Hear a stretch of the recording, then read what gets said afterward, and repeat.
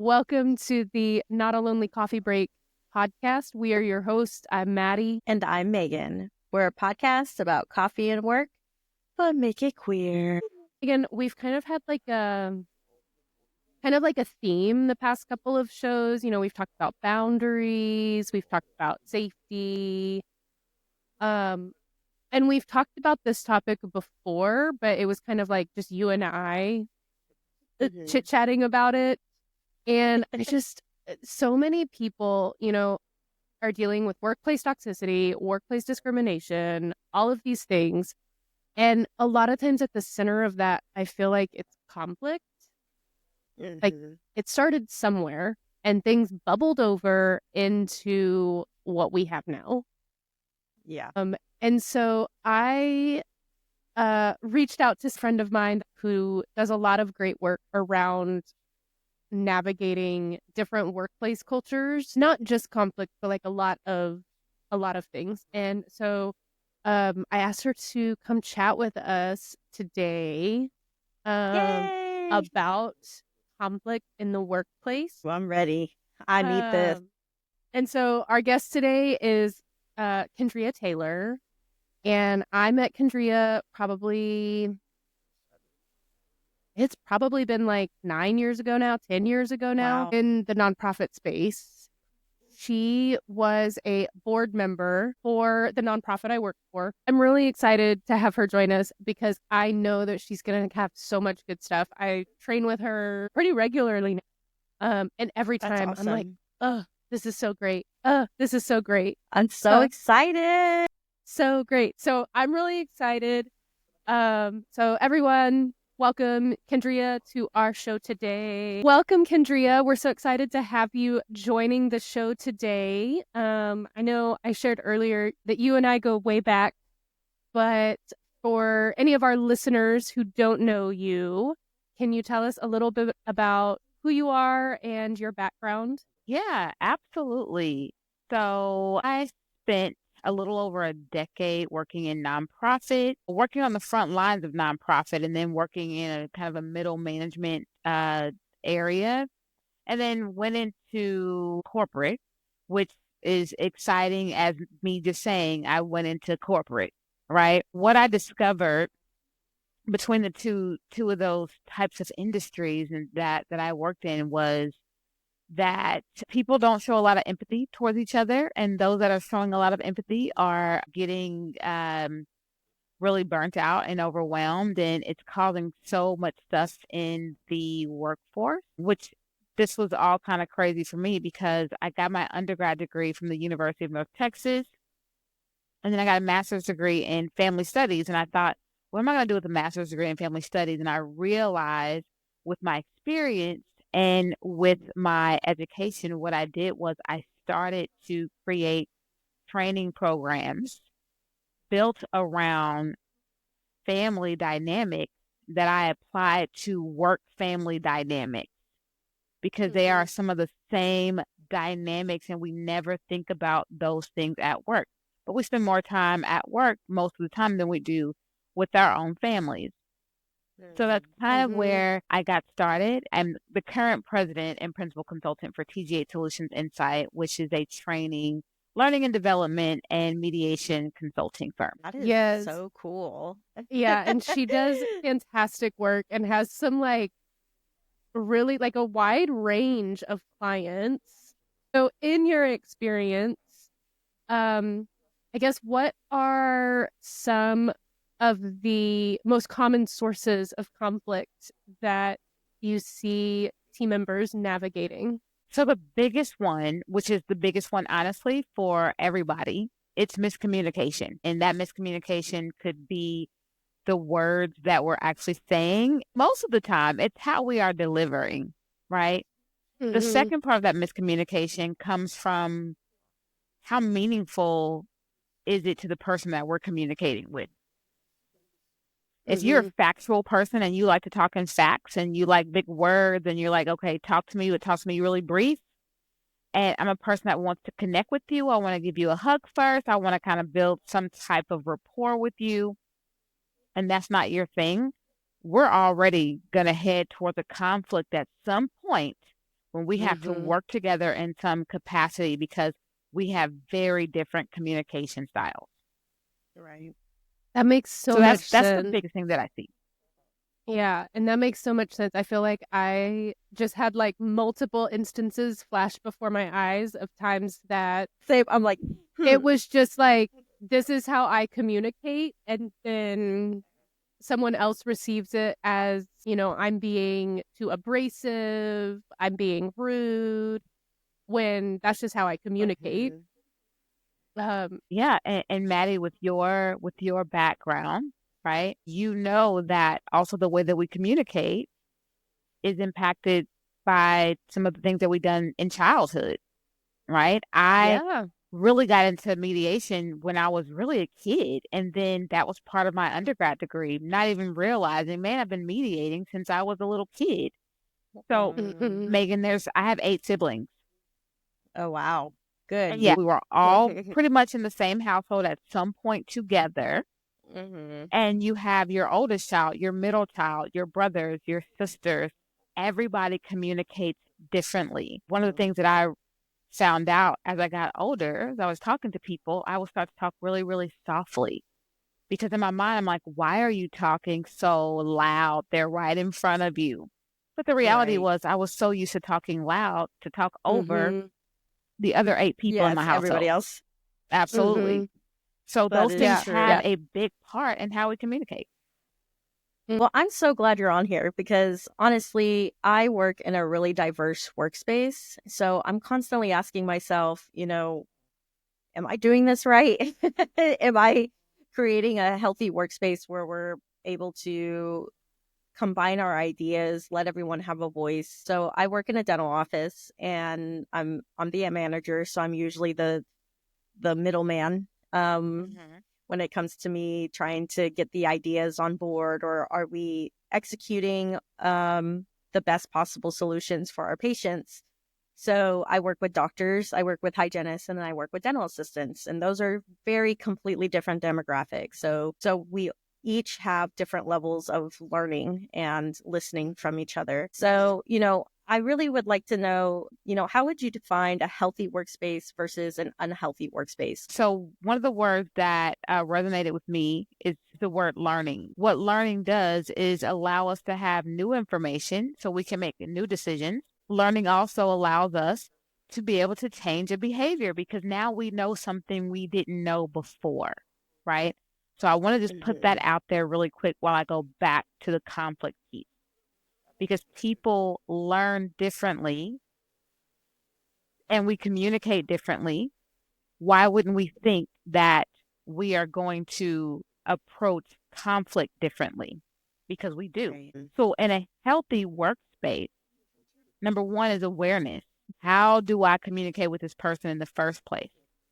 Right. And those things are little simple things like, do you talk to Kendria before she's had her coffee? Absolutely not. But if I did have to talk to Kendria before she had her coffee, what would resonate with her? What would be a meaningful, discussion for her, an approach for her that would allow me to get what I needed to get out of Kendria that morning, right? And maybe that not that afternoon. I'm going to approach her in conversation the way she wants to be approached, or I'm going to approach it at the time that is more thoughtful for her. You got to be aware how that person likes to receive information. Do they need a plan and an agenda? Right? Like, don't start a meeting if there's no agenda because Kendria probably won't be there. Send me the agenda first. So let me know. I'm going to check mark. If you tell me it's going to start at 9, it should start at 9. If you tell me it's going to start if it's going to end at 10, at 9:59, I'm looking at my watch thinking, Mhm. why is there 3 things left on the agenda?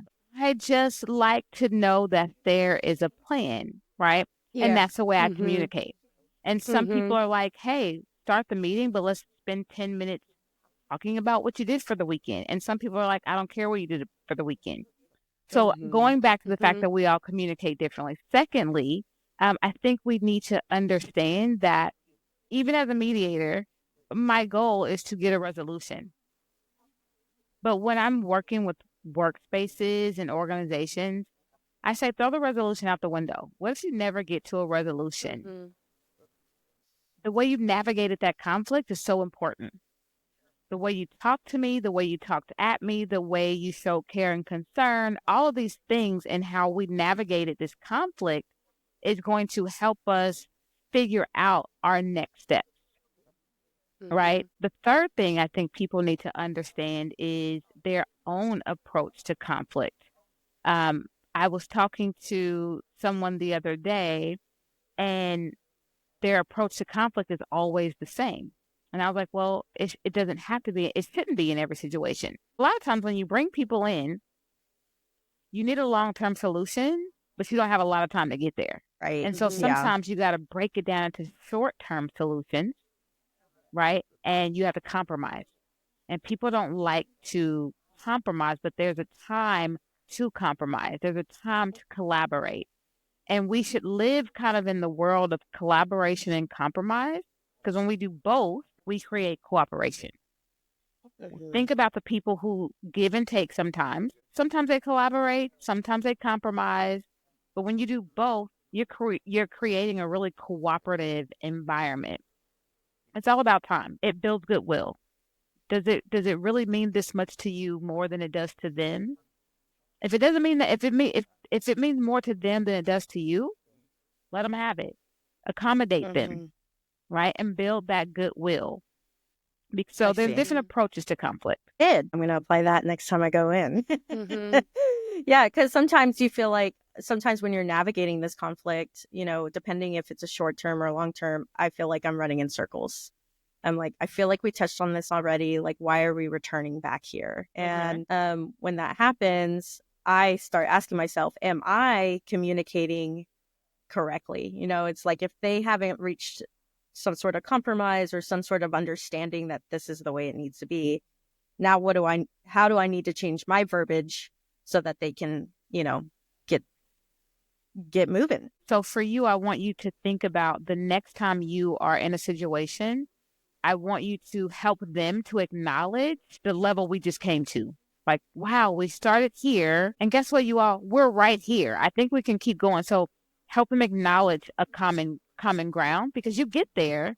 But when we just kind of breeze over it, they slowly go back. Like, no, we've acknowledged this common ground. Now, what's the next thing we can tackle? Mm-hmm. So, Yeah. and you can easily do that by asking some reflective question. When I'm getting into, when I'm in training, I might tell them, think about your last conflict. Did you get what you wanted out of it? Did you reach your goal? Did you take a break? Mm-hmm. Did you need to take a break? Did you feel heard? I'm asking all these questions, and a lot of times people are like, got what I wanted out of it, but I also don't feel good about it. Right? Right. Or I didn't get Mm-hmm. what I wanted out of it, but you know what? I actually feel pretty good about the way things ended, because our goals kind of, we have a goal going in, but you always don't know everyone's goal going in.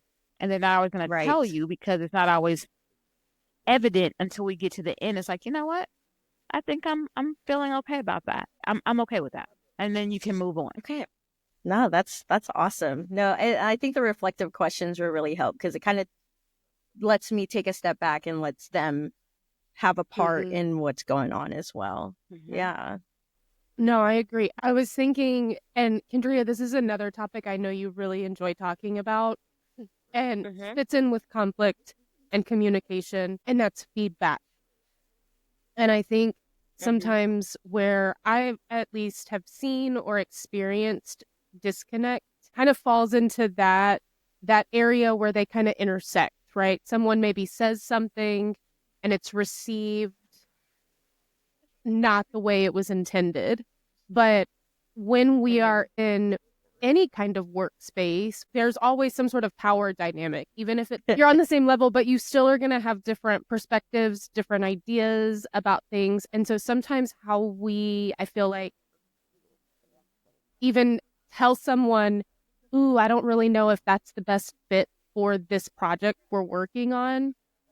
I Mm-hmm. don't know. I label that as feedback. I guess, what role does feedback play in all of this? And what are some tips on giving and receiving feedback that can help mitigate potential conflict in the workplace? Okay. Well, number one, I think that feedback plays a big part when it is not given or when you give it passive aggressively, right?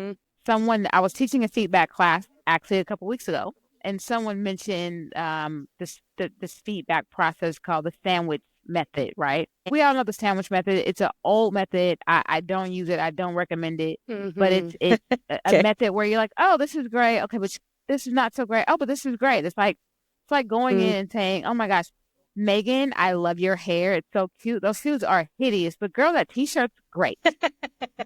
Yeah. What do you think I you Megan's gonna know hold I on to? the my The shoes. my She t-shirt. all she's gonna think of, she told me my t-shirt was cute, but she told me my shoes were hideous. Right? And so Yeah. we either don't give the feedback at all or we give it passive Mhm. aggressively. So when I Mm-hmm. think about how feedback can really mitigate conflict, I'm going to go back to those reflective questions. One of the things that you just said, Maddie, was, well, do you think that's a good fit for this project? Right? I Mm-hmm. would expand on that too. Okay, tell me why you think that's a good fit for this project, or help me understand why you think this is a good fit for this project. One thing that we discover when we think, oh, this is the dumbest idea ever, when someone explains their logic, even if you still don't agree Mm-hmm. with it, you're like, I get your logic though. I Mm-hmm. really Mhm. do. I think we Mm-hmm. should do this, but I get it. Right. And Mm-hmm. so when you break down feedback, I usually break it down into a few different sections. But one of the things I always break it down to is in scaling questions on a scale from 1 to 10. How do you think you did? Give me a hard number and tell me how you think we can get you to a 10. Now that Mm-hmm. is the step that we work from, not just great, because there's no room for improvement there. I also Mm-hmm. ask those miracle questions. Well, if you had this, what do you think you could accomplish? Or those observer perspective questions, which is kind of what you just asked, Maddie. Well, how do you think that went? Right? Let's talk Mm-hmm. about it. Megan, one of the things that I think most people do when we are trying to even discuss before we even get into conflict is we either minimize or we exaggerate, right? So it could be, Mhm. Maddie, you slapped a customer the other day. Okay. And I get it. I understand. I get it. I truly do. I get why you slapped her. No, I don't, Maddie. I don't get why you slapped a customer. I'm not gonna minimize that behavior when it comes to feedback and mitigating potential conflict. Mm-hmm. You want to ask that person and kind of walk them through what happened, right? Because you're going to see their emotions start to come out, right? Yeah. But you also you want to get them to how you want them to respond. So you can talk about as you're asking them questions, okay, well, what do you want the outcome to be? Right? We can even start there because now I'm going to need your responses to reflect how you want this outcome to be. So if you want to leave here and we can still work for the rest of the day, then your response cannot be you're yelling at each other. Your response cannot Mm-hmm. be you're cutting each other off. So how do we need to respond to each other to get this particular outcome? Right. I think Mm-hmm. feedback is just a really reflective feedback, and there's all types of feedback, Mhm. but Yeah. reflective feedback is the one that I use the most. I Well, and do I like think, it. It is better than the sandwich method. oh my gosh, Absolutely. yes. I think it's also just something I was kind of thinking about. I'm a I'm a processor, so like sometimes it's I'll need a minute to kind of fully formulate even my thought, especially when we are maybe potentially navigating a conversation that's gonna where there is some kind of conflict.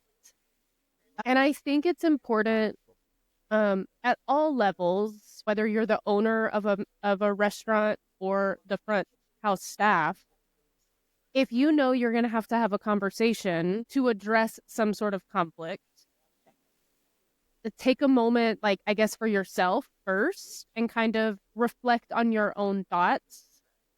So that way you can go into that conversation not without emotion, but you've maybe taken a minute to address some of the emotional pieces first so that you can go into that conversation a little bit more coherent, where both parties are maybe able to receive. And if it's a manager situation, they might also say, okay, what are the boundaries I'm going to have to set? What does that look like here? What am I willing to even, you said it earlier, compromise on to still feel like business can be done? Right. Well, and I think what you're saying, Maddie, is awareness, right?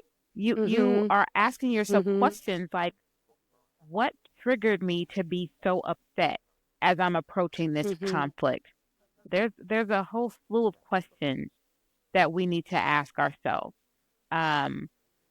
because that grounds us first, right? And also makes us aware of how we're going to approach this.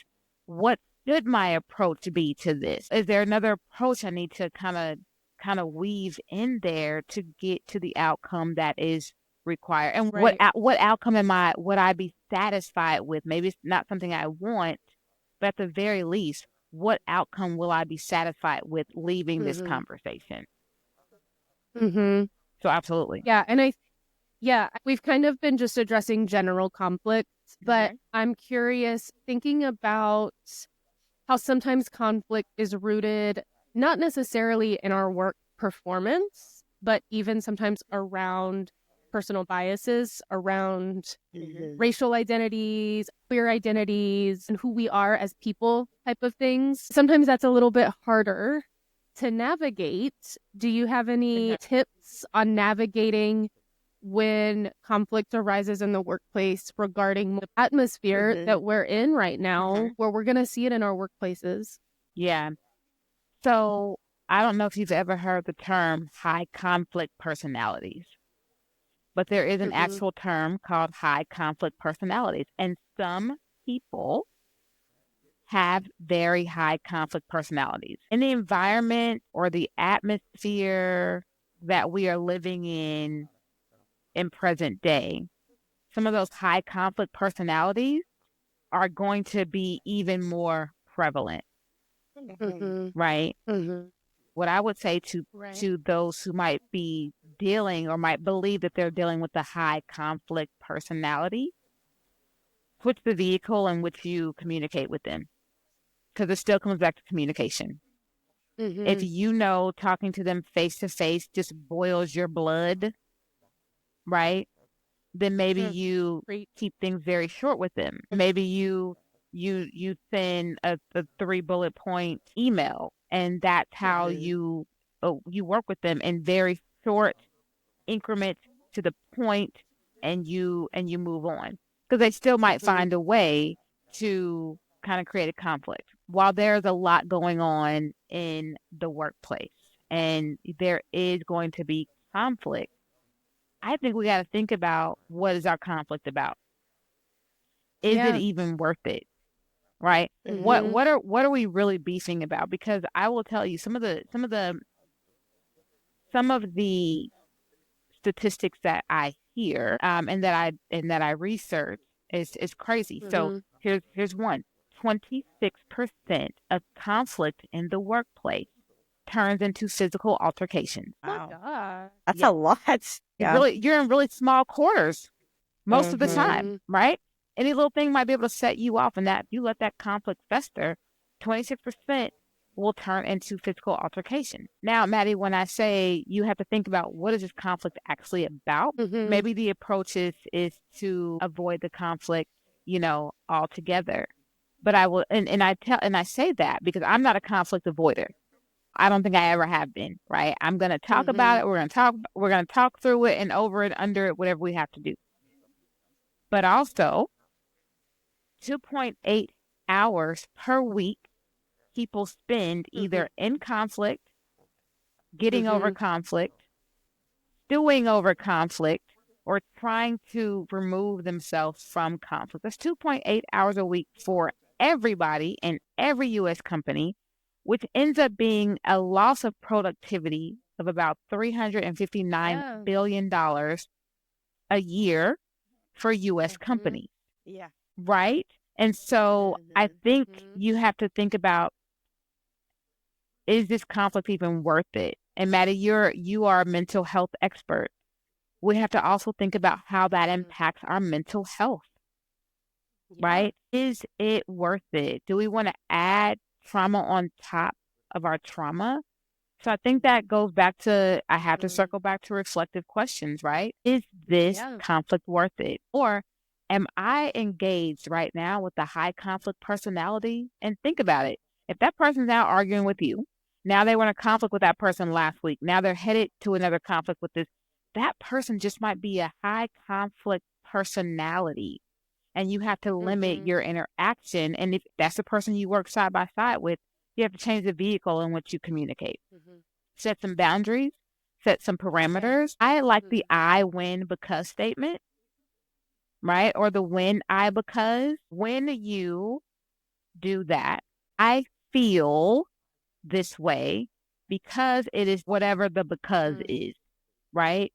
And that's not easy for everyone to do, but when you kind of start to perfect that I when because or when I because, sometimes people don't realize the damage that they're doing in conflict. No, I love that, and awesome. Yeah. I think it's a good reminder with everything that is going on right now, and there are a lot of us that are maybe in a very heightened emotional state, and yes, there might be times where we assess a situation correctly, but there might be other times that we're letting our other stuff impact how we are viewing the situation. So I think it's good to remember, sometimes take that step back and think about, what are you really upset about? And you stewing in this conflict, what is the overall impact going to be? And is it something that you could even address with an I statement, right? Maybe it is something that could be cleared up, just by saying, when you said this, I felt this. And maybe that's the first time that person has heard that before. But I also think it's part two of that is that, Megan and I just did an episode. We really highlighted the importance of everyone staying safe. And I also think right now that should be part of that reflective moment that you take, is what are some of the possible safety considerations going to be if I go full speed ahead into this conflict, when it might not necessarily be the level that I think it is. Because we just want everyone to be safe. Confronting a behavior doesn't mean that you're being confrontational or that you have to be confrontational. That Absolutely. is the one thing that I remind people all the time. You can confront a behavior and you can confront something that's happening without being confrontational. And we have to learn to do that a little bit more.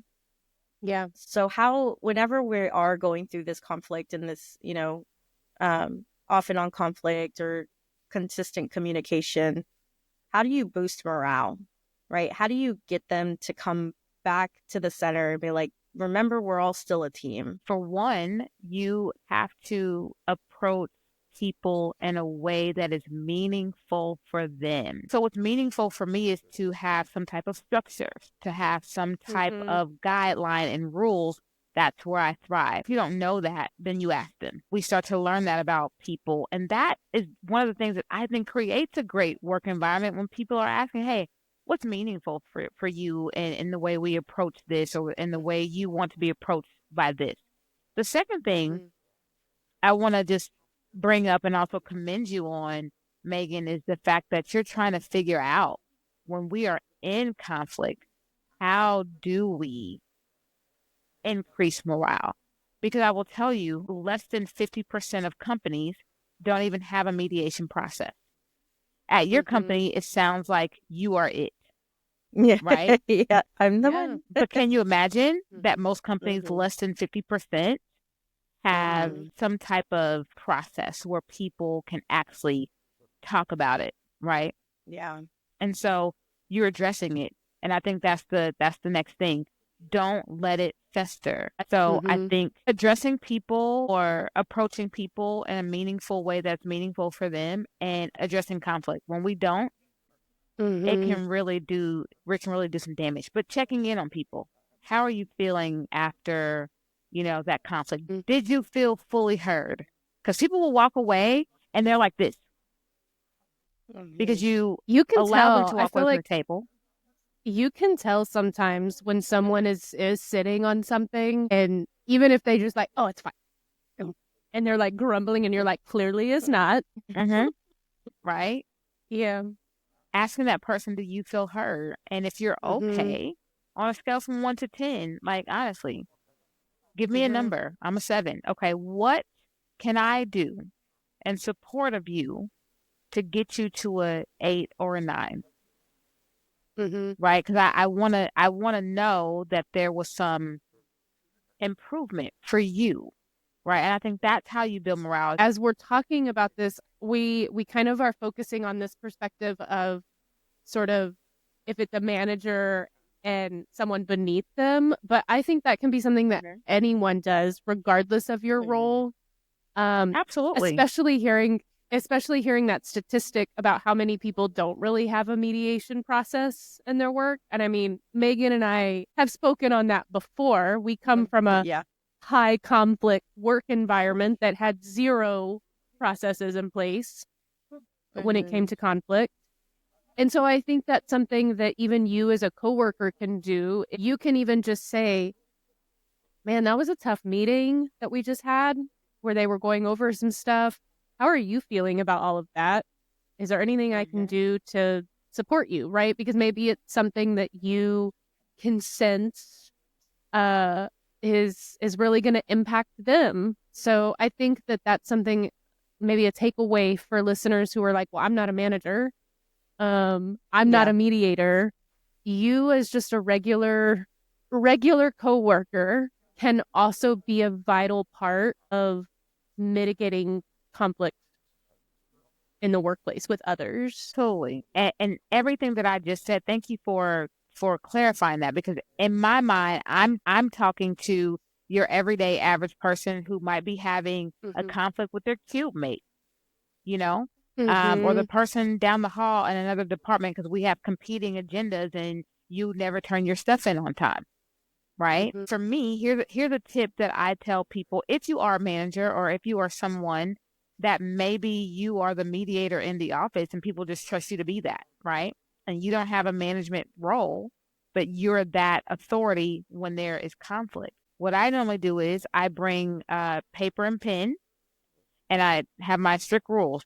So I'm going to listen to you first and then I'm going to listen to you for a second. I'm not doing this in any way, right? So it's not that I like you better than you. I'm just going to listen to you first and then you first. That's how I'm going to start. When I'm listening to this person, I want you to write down everything that you think might be wrong in what they're saying. But what you won't do is interrupt them while they're talking. So I go in with very Mhm. strict rules at that moment. At that moment, they're already like, okay, I'm writing stuff down. I want a rebuttal. And you can absolutely do that, but you won't do it when they are talking. What is the plan? So I have a plan when I'm talking to them as we are moving forward. The goal is to get this done within an hour. I want to know what you want out of it, what you want out of it. And the goal is to try to get somewhere in the middle. And I always tell them, Mhm. don't think you're going to walk out of here like you've won something because the goal of Mhm. mediation is not to feel like you've won something, but to feel like you've come to some resolve so that we can move on. Remind them constantly of the common ground. That's part of the plan. We're hey, we just hit number 3. That's our pinnacle. Okay, great. So we do agree on that. Okay, let's move on to the next one. So think about what's the plan for you in your offices and your workplaces based on the challenges that come up that might be consistent, right? And those are just a couple of Mhm. things that anybody can do as you are trying to mediate conflict between you and your friend, a coworker, someone down the hall, a neighbor. Mhm. You can do all those things. And those Mhm. are easy things. Yeah, I love that. I think that's so helpful for sure. Lots of great stuff. Yeah. And I know we could continue talking about this on and on and on. Well, We will make sure that we tag Kendria, that way you guys can easily find Kendria because she's fabulous and does fabulous work. Thank you. But do you have any final tips to our listeners for navigating conflict in the workplace? So I think the last thing that I would reiterate is to ask yourself reflective questions. Ask yourself what might be some of your triggers in the conflict. And honestly, ask yourself, what memory do you want this person to leave when you walk away from this? What memory do you want this person to have of you when you walk away from that conflict? I love I that. like that. Yeah. I love that. I'm gonna have to hold on to that one. Yeah. It's Yeah. okay. I'm Yeah. gonna have some deep thought on this. Yes. When I re-listen to this episode, I'm like, yes, yes. Oh, good thing. Well, thank you so much for joining us. It was a fantastic chat. And I really think it's a timely conversation. Yes. Because I think that people have been experiencing conflict in the workplace since workplaces existed.